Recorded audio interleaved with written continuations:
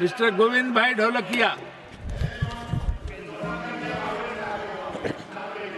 सर्वस्य चाहं हृदि सन्निविष्टो मतस्मृतिर्ज्ञानमपोहनं च वेदैश्च सर्वैरहमेव विद्यो वेदान्तकृतवेदविदेव चाहम्। Will you speak in Sanskrit? माननीय उपाध्यक्ष महोदय, अच्छा, हिंदी आ गई। सदन में उपस्थित सभी महानुभावों के हृदय में विराजमान परमात्मा को नमन करके इस उच्च सदन में आज मैं पहली बार मेरा बोलने का प्रारंभ कर रहा हूँ। नमस्कार।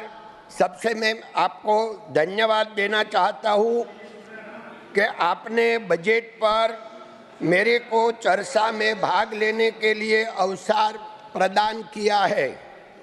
मैं किसान पुत्र हूँ और गांव की स्कूल में 6 तक पढ़ा हूँ और फिर भी भगवान की कृपा से 2013 से मैं अहमदाबाद IIM में हर साल लेक्चर देने को जाता हूँ।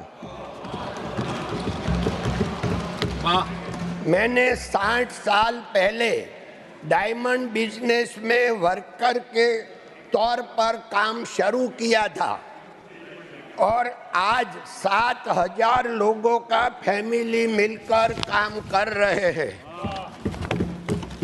माननीय सभापति जी, आपके माध्यम से मैं माननीय श्री नरेंद्र भाई मोदी जी के लगातार तीसरी बार देश के प्रधानमंत्री बनाने के लिए राष्ट्र की जनता को धन्यवाद देता हूँ और मेरे जैसे सामान्य व्यक्ति को भारत की सबसे बड़ी पंचायत में पहुंचाने के लिए उनको कोटि कोटि वंदन करता हूं। माननीय सभापति जी, मैं बजट के बारे में अपने विचार सदन के सामने बड़ी विनम्रता के साथ रख रहा हूं। मोदी सरकार ने बजट 2024 में कई महत्वपूर्ण पहलों की ओर कदम बढ़ाए हैं जो भारतीय अर्थव्यवस्था को और राष्ट्र को विकसित एवं मजबूत करने में मदद करेगा। महोदय, इस बजट में सेवा, सुशासन और राष्ट्र कल्याण की प्रधानमंत्री श्री नरेंद्र भाई मोदी जी की दृष्टि को महत्वपूर्ण रूप से उजागर किया गया है। माननीय सभापति जी, एक किसान और व्यापारी होने के नाते मैं यह कह सकता हूँ कि यह बजट भारत की आर्थिक वृद्धि और विकास की दिशा में महत्वपूर्ण कदम है। हम सब जानते हैं कि वैश्विक चुनौतियों के बावजूद भी हमारे देश के अर्थतंत्र की मजबूती पर विश्वास जताया गया है। इस बजट में हर क्षेत्र की वृद्धि के लिए ध्यान दिया गया है। इंफ्रास्ट्रक्चर से लेकर डिजिटल कनेक्टिविटी तक, कृषि क्षेत्र से लेकर शिक्षा के क्षेत्र तक, हर क्षेत्र में निवेश की गति को तेजी दे जा रही है। क्षेत्र में कोई भी हो, योजनाएं बनी हैं, योजनाएं बनी रही है, शुरू हो रही है। इस बजट के माध्यम से सरकार ने भारत के भविष्य के लिए एक संतुलित दृष्टिकोण प्रस्तुत किया है। इसलिए मैं माननीय श्री नरेंद्र भाई मोदी जी और वित्त मंत्री श्रीमती निर्मला जी का आभार प्रकट करता हूं। माननीय सभापति जी, मैं गुजरात और सूरत का रहने वाला हूं, इसलिए मैं आज गर्व से कहूंगा कि माननीय श्री नरेंद्र भाई मोदी जी के नेतृत्व वाली हमारी सरकार ने सूरत को संवार दिया है। शहरी विकास और इंफ्रास्ट्रक्चर में शहरों को एयरपोर्ट, मेट्रो, रेल परियोजना और कई सारी सुविधाओं के माध्यम से स्मार्ट शहर बनाने के लिए सरकार तेज गति से दौड़ रही है। माननीय श्री सभापति जी, मैं विशेष रूप से सूरत में मेट्रो रेल परियोजना की स्वीकृति के लिए सरकार को बधाई देना चाहता हूं। यह परियोजना न केवल शहर की यातायात व्यवस्था को सुधारने में मदद करेगी, बल्कि नागरिकों के जीवन को भी सुगम बनाएगी। 40 किलोमीटर लंबी मेट्रो लाइन का निर्माण किया जा रहा है, जो हमारे शहर के विकास में एक महत्वपूर्ण कदम है।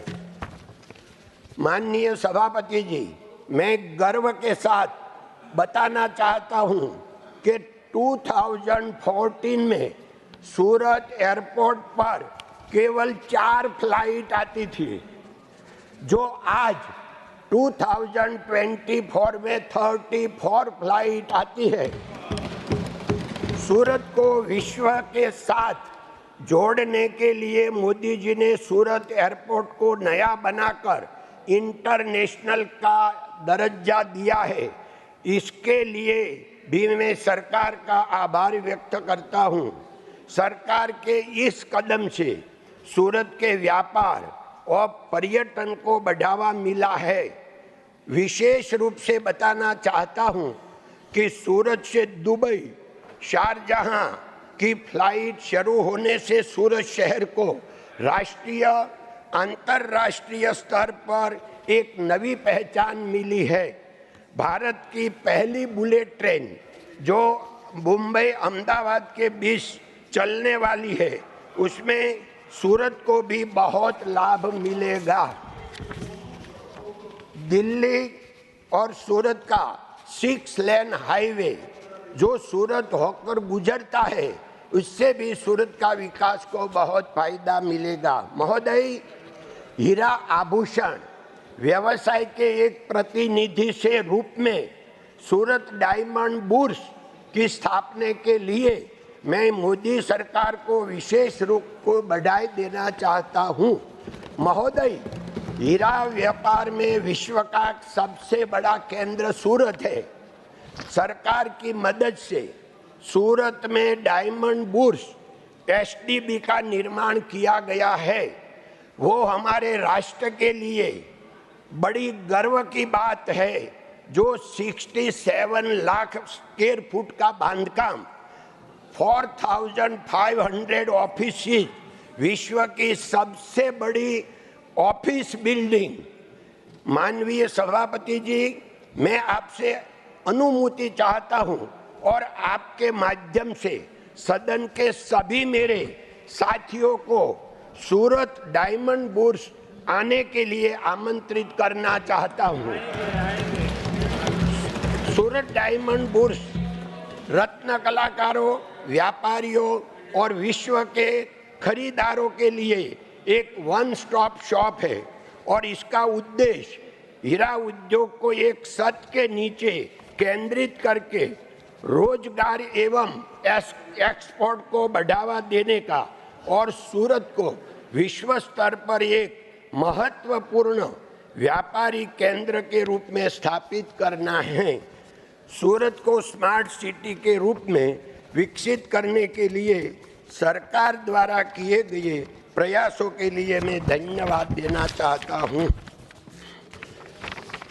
माननीय महोदय श्री, अंत में मैं एक बार फिर से प्रधानमंत्री श्री नरेंद्र भाई मोदी जी और वित्त मंत्री श्री निर्मला सीतारमण जी का धन्यवाद करता हूं और इस बजट के लिए उन्हें बधाई देता हूं। यह बजट हमारे सूरत के साथ साथ पूरे देश के प्रगति में भी बहुत सहायक सिद्ध होगा। माननीय सभापति जी, फिर से आपका धन्यवाद के साथ मैं अपनी बात को समाप्त करता हूँ। धन्यवाद। जय हिंद, जय भारत, नमस्ते।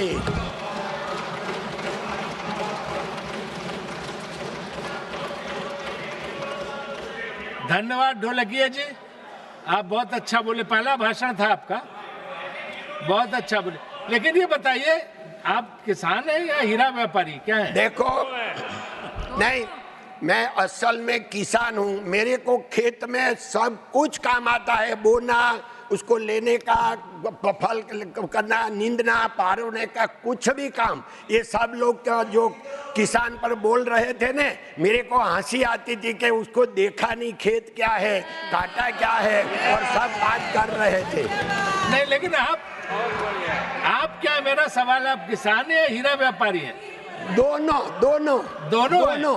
अच्छा।